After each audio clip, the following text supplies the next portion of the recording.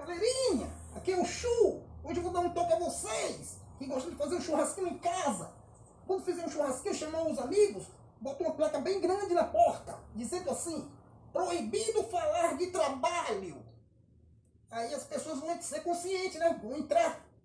Não vou poder falar de trabalho. A onda agora é curtir, cara. Trabalho, esquece trabalho. Trabalho é trabalho, de trabalhar é trabalhar. A onda agora é curtir.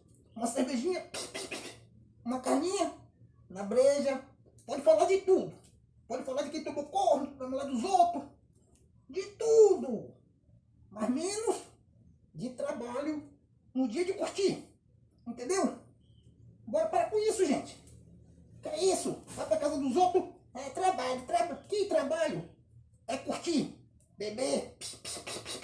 Geladinha. A breja. Uma brejazinha. Churrasquinho. Beleza? Entendeu? Fica a dica.